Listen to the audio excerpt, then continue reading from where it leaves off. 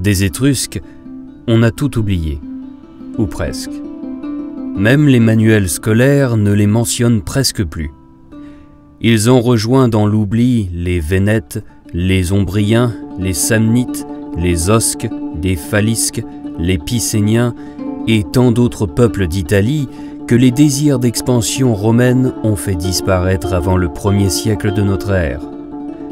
Notre mémoire sélective n'a gardé de cette époque que le souvenir des vainqueurs, les redoutables Romains, à l'armée si organisée et aux magistrats empreints de gravité. Les Romains se sont donné le beau rôle dans leur récit de leur conquête de l'Italie.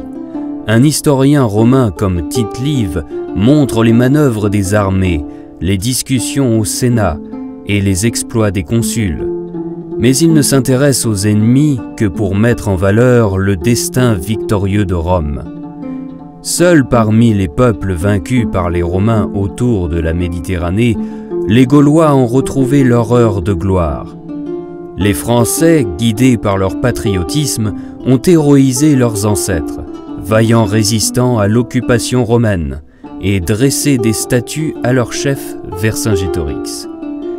En revanche, les Étrusques, si étranges, si italiens, si désunis, se prêtent moins que les Gaulois à un roman national.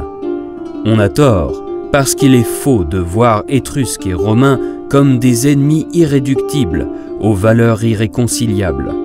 Peuples voisins, ils sont des partenaires commerciaux et partagent une forme de culture et un mode de vie commun. Mieux, ce qu'on considère souvent comme emblématique des Romains est en réalité étrusque.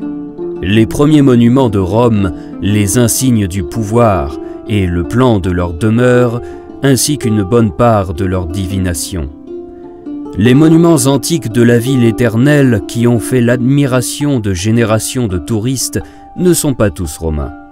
Il y a bien sûr les obélisques, sphinx et sphinges, des éléments de temples d'Isis égyptiens. Mais même si on ne les identifie pas en tant que tels, certains des plus célèbres monuments ou édifices de Rome ont été bâtis et aménagés à l'initiative des Étrusques. Le mur d'enceinte, dont on voit toujours des pans près de la gare centrale, a été élevé par eux.